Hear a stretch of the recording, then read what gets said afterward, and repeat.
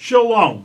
Welcome to the Jewish View. My name is Rabbi Nachman Simon. We have a very special guest with us, my own son, Rabbi Yisroel Simon. Welcome to the Jewish View. Thank you. Very good. Listen, Yisroel now is the campus person on Queen's University in Kingston, Ontario, which of course is Canada. And we wanted to talk about Jewish life on campus today, not only in Queens, but of course throughout the world. There's Chabad houses all over the world on different campuses.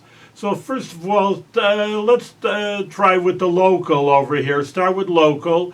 At the Queen's University, how many Jewish students there are. Tell you the honest truth, everybody. I didn't even hear of Queen's University until my son went there. I mean, I know the McGill in Montreal, but tell us how many Jewish students are, what the makeup are, and how Jewish-minded they are, and the programs that there are there. Thank you.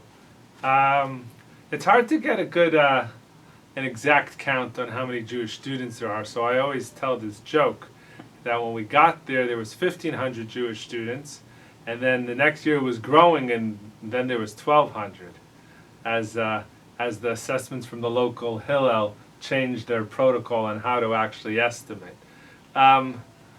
So there's approximately 1,200 to 1,500 Jewish students. That's the that's. Where are they coming from? I mean, Kingston's a small little town, isn't it? I mean, it's not local. So, yeah, Queens is a good university, and for the most part, they're all Canadian Jewish students. If there is an American in the undergrad program, they've probably got a parent who's Canadian and therefore eligible for the reduced tuition, and it's Canadian tuition is, probably even a little bit cheaper than a state school in the U.S. So and they're good, they're good education, it's good university. So it really doesn't make sense too much for a Canadian to go to the U.S. for undergraduate, and if they do it primarily to YU. That'd be a school that Canadians will go to, because they want that Jewish experience, and therefore they'll pay the tuition, which is. They're Jewish-minded, these students that are coming from Toronto. It's a good question. I would say Canada is quite traditional, somewhere more along the spectrum of former British colonies. So South Africa, we'd say, is a more traditional Jewish community. England is quite a traditional Jewish community. And Canada is probably something, someplace similar as well. So the Jewish students who come, a lot of them have a good, strong Jewish identity. A significant segment of the students, and we have approximately 500 to 600 Jewish students involved on a yearly basis that we have their names for, and they come to our programming. That's a pretty good percentage. You're talking about a third. I mean, even more than that.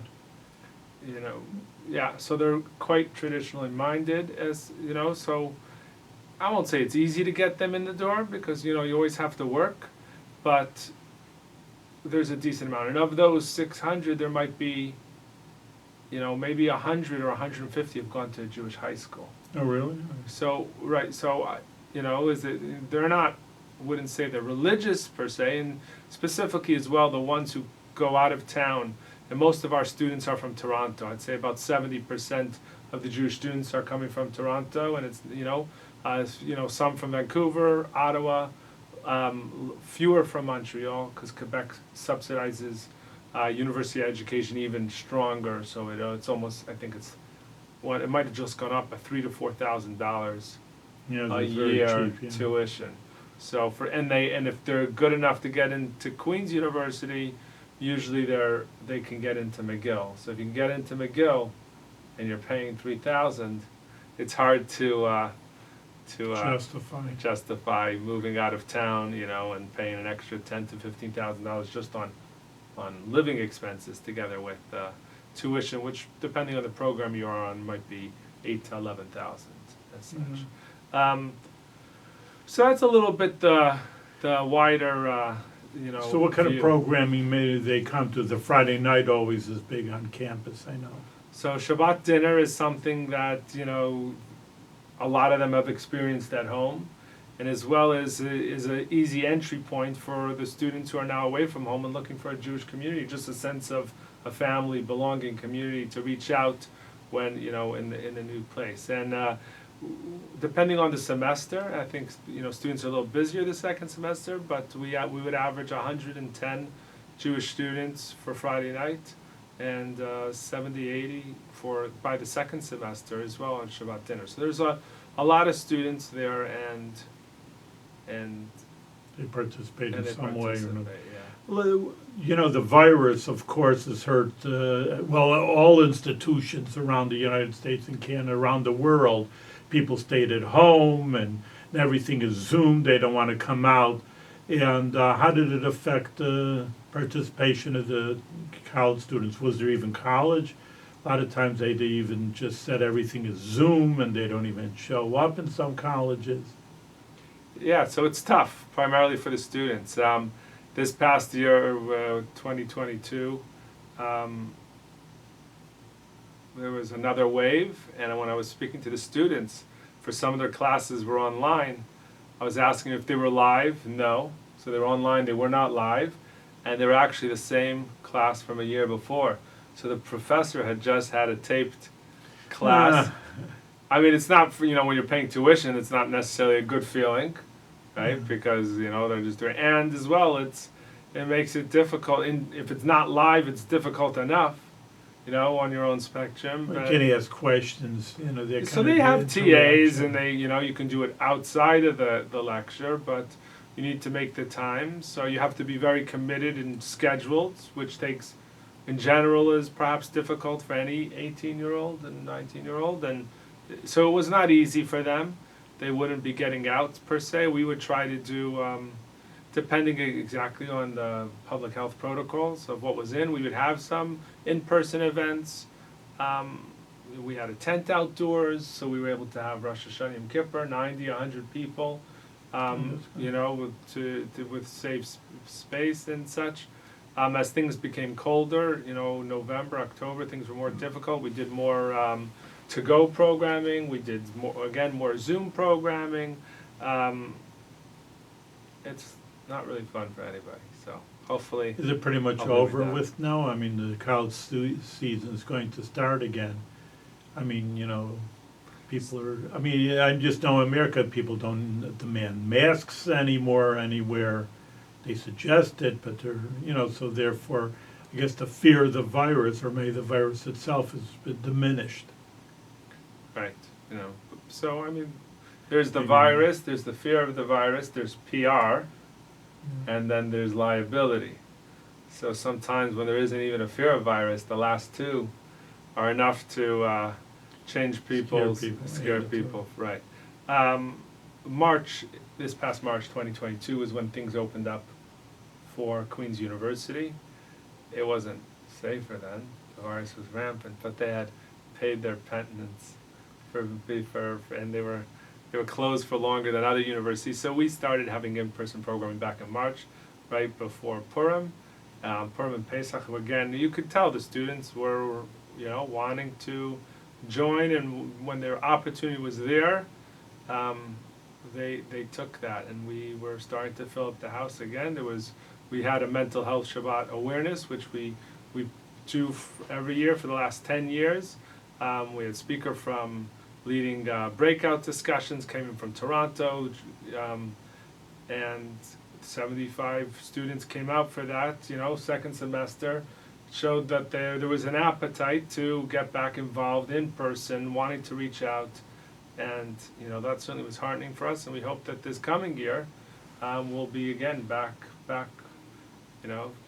full speed. Well, you talk about mental health. It's well, all right, the information by a professor, a Zoom or not, or coming in person, they can get away with it. But college life is always interesting. It's fun for a lot of college students. Did you hear, people tune in about a little bit of their mental health and being cooped up, so to speak, or, like you say, being fear of the virus, and they couldn't have even a normal life, so to speak, is what a normal college campus Yeah, student would have.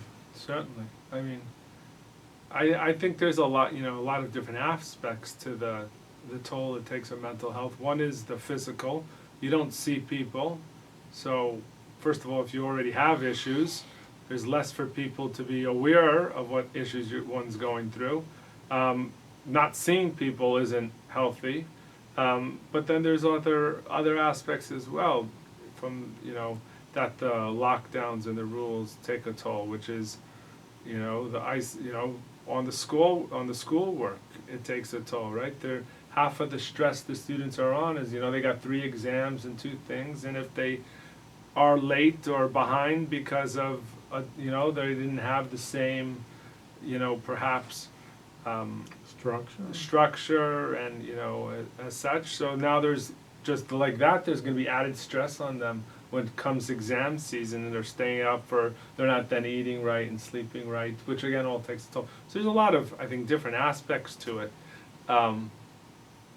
It wasn't good. Thank God.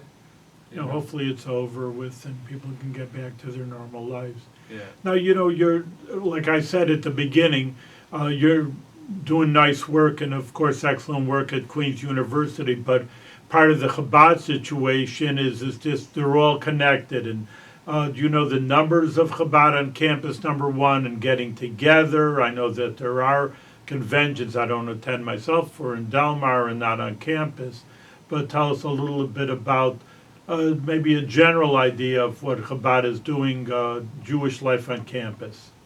So I think that's a really good point, and things are very different from what I remember as a child, and probably different from when you remember for what Chabad on campus was, and as of now, I don't know the exact number, but there might be 230, 250 Chabad centers on campus all over the world, and that's just in the last 20 years went from 30 to 230. Really? So there's been a crazy growth in the last incredible.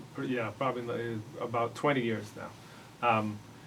So that's certainly one aspect.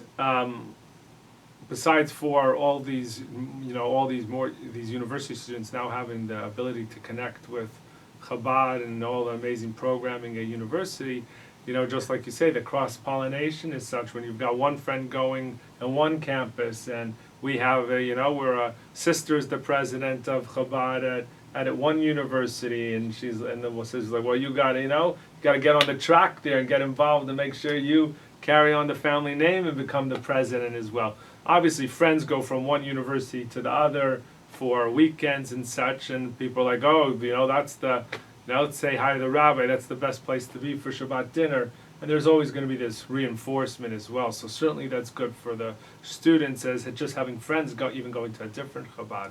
But there's also it's not just maybe horizontal, but it's also vertical. There are so many students who've had a prior experience with Chabad before they come to us. Whether they went to a day camp, Camp Rabbi Yisroel in Toronto, whether they've gone to a daycare, whether they were not involved in any Jewish schooling, but they were volunteers for the Friendship Circle, which is a special needs support organization, which also has chapters all over the world. And the big part of it is the teenagers volunteering their time, just as maybe an in-house babysitter, so the parents can get away, get some time off. And we've come C-teens as well, which is a high school, also a high school age group for to build Jewish identity as such. And whether it's parents who went to Chabad or go to Chabad synagogue, so a lot of students, a lot of connections come in, and there's less of a fear of, oh, this is strange. There's certainly a segment of that as well, but there's certainly a lot less, and it makes it easier to get people in the door. And once into the door, they see how amazing it is, whether it's the classes, the programs, the social programs, the holiday programs, Shabbat, a minyan, Yartzeit, opportunities to volunteer, to give back. When they see all that there is, that whatever interest they have, they can be involved with the Jewish community like that. They keep on coming back. I know just one very individual, specific little story. The modern kid, they were going to college, and he says he here in the Capital District, and I asked, you're going to which university? University of Maryland. So I put in my pitch. Do you go to Chabad there? Oh yeah, they're cool.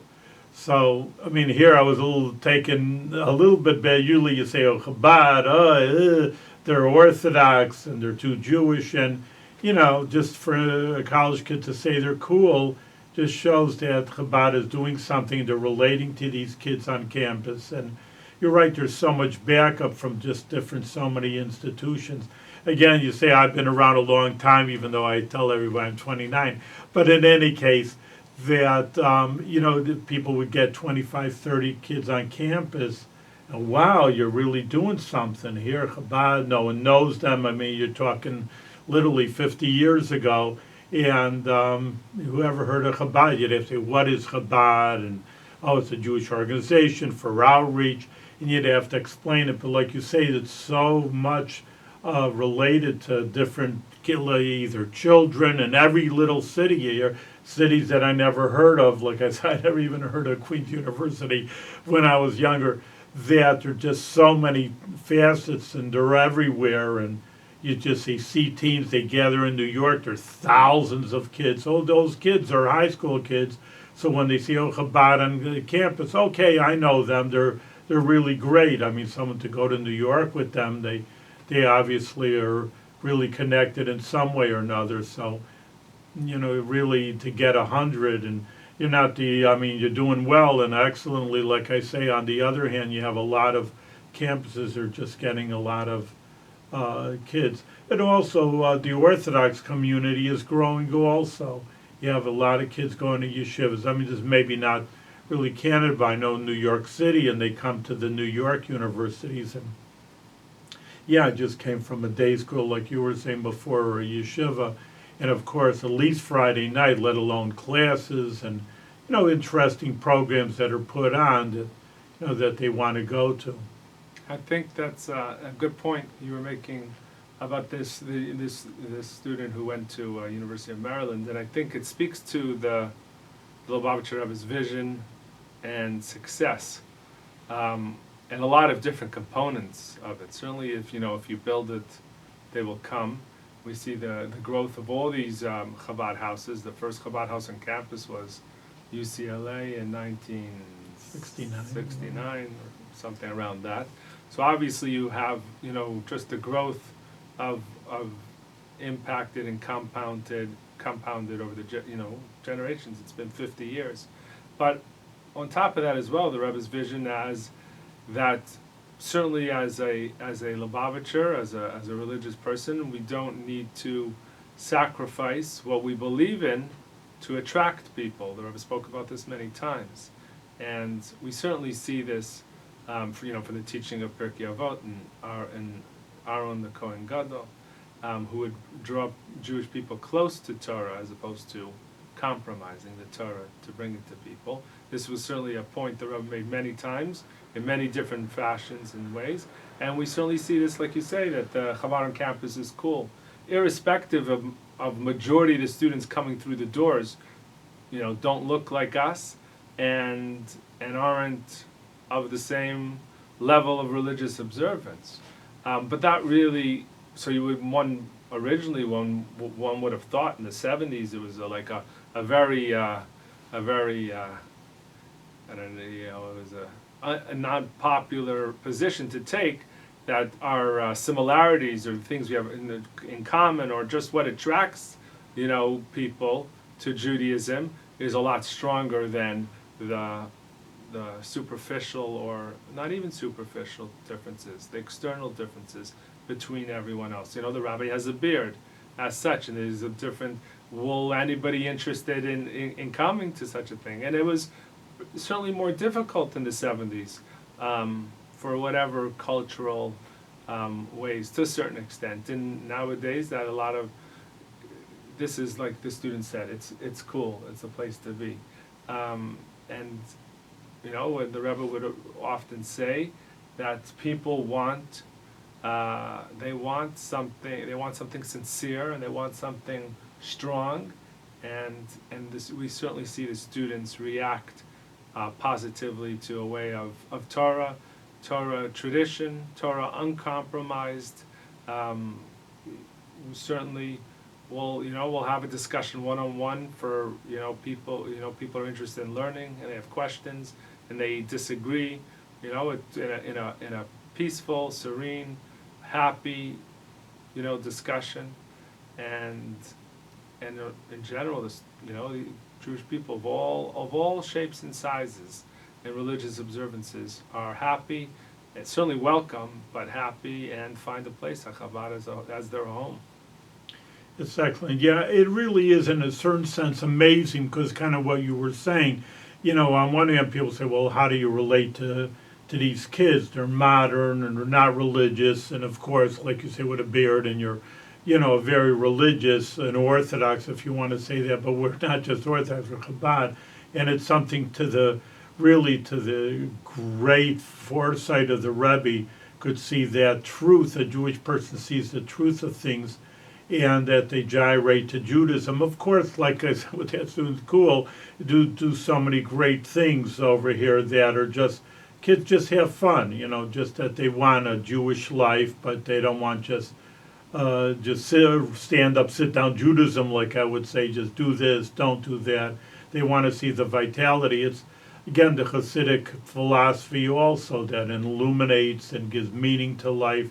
People are looking for meaning, especially college students during a state of flux, really finding themselves. They don't know what profession, for the most part, that they're going to go into, where they're going to live. They're away from home, and still this way they're searching for what kind of life they want to lead in. Chabad is right there telling them the purpose of life, the meaning of life, and you can have a good time too. Like say, you can be cool and have a good time while being a good Jewish person also. But I think also one of the main things we don't, so if you want to use the word shove it down their throats, like they come Friday night, okay, well you got to stay for the whole Sabbath, for 24 hours. No, you come for a little Shabbos, which is what the Rebbe always taught us with his 10 mitzvah campaigns, that he just said, all right, well, the girls light Shabbos candles. What do you mean, that's all there is to Shabbos? A few minutes to light a candle? Of course, there's 25 hours of Shabbos, but just start with something, and that's a good start. And, everybody not going to take like I say, the yoke of Torah and the mitzvahs on themselves, all 613 mitzvahs. But if they see a beauty of Shabbos candles is very nice, and, just do a little mezuzah, put a mezuzah, and then they'll see it when they come through the door. Hey, I'm a Jew. Maybe that'll stop them from intermarrying. Hey, I'm a Jewish person. What am I doing with a Gentile? Things like that. I mean, they're small, but very significant, just to remind them, hey, you're a Jewish person. I think as well that touches a little bit on the brilliance of the Lubavitcher Rebbe, and because Judaism certainly had the connotation in Europe pre-war that it was very much, to a certain extent, imposed upon a person by his family responsibilities, imposed upon the person because of the community norms. If he didn't do something, you'd be ostracized as well. There was a lot of, certainly there were some people who had a choice, but there was a lot of Judaism which was there because of it was imposed upon them. And that's not necessarily, besides for it not being healthy or fun, it's not necessarily, a mature way to be involved. And the Rebbe basically was of the opinion that when people are involved with Judaism, we have to make it accessible, and certainly Judaism is fun. It's a tenet of Judaism to serve God with joy, and you can only do that if it's if you're happy and it's fun as such. You're not looking over your back and worried about what someone else is going to say, and that's all why you're being involved. But in general as well, it's this is the place when the person accepts Torah mitzvot at their own pace, which again is something they're choosing to do, as opposed to giving away their own I don't want to say freedom, but their own and just giving it over to the individuality and to let the rabbi tell me what I should be doing now. I'll just follow along, which is a little bit of an immature, connection to Judaism. So even those mitzvot, which, besides for they have a good effect, there's a good track record of letting people do things at their own pace, but as well, it's the healthiest and happiest to have people involved in what they like and what they choose, and Well, it becomes more real to them. If they want to do it, then they're not going to sway away from it. They just say, this is the greatest lifestyle that you can have. It's, like I said before, the most meaningful and successful, and really blessings come to good marriage, good family. And, there is a spiritual component to all this, not just tradition like Fiddler on the Roof, but there is spirituality. You do a mitzvah, then there is a more of a source for blessings and spiritual blessings, and the life becomes blessed instead of, people are scattered and they don't know what they're doing, and people depressed. These are major issues in society today, and the person with Torah and the mitzvahs has some really grounding to do the right thing and feel they're doing the right thing.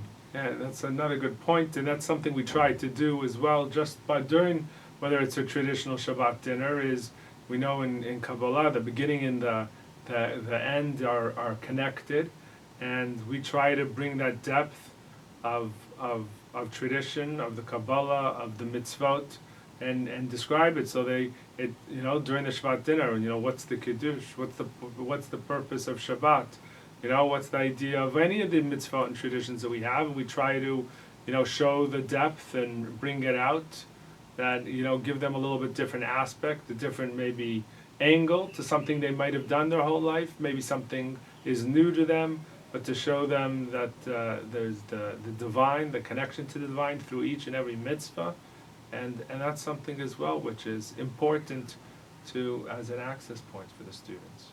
Well, I want to thank you very much. We're out of time, and this is very enlightening because, again, this is for maybe the older timers, this is incredible, because they would always say when I was young, the Jewish youth, they don't want anything to do with Judaism. It's the way I grew up. They're assimilating, and the truth is they were right. Jewish youth were assimilating terribly in the 50s, 60s, and now Chabad is literally, it's revolutionary. They're changing this attitude of Jews. Yes, I'm proud to be a Jew, and I do want to live a Jewish life. And it's really, in most part, thanks to Chabad on campus, and look, so many Chabad institutions, Chabad houses, and working with youth, C-teens, etc., changing that attitude where, like that person summed it up, it's really cool to be Jewish now, instead of being, this is ancient religion and no one needs it, it's just tradition, I don't want to do it anymore. But now people are turning back by the droves, and hopefully more and more it'll just snowball and grow geometrically, and you're part of just helping the Jewish youth come back and finding the roots and being a good Jewish person. So thank you very much, and very much success. Hatzlacha, you say in Hebrew, success in your work, and continue to growth. Thank you.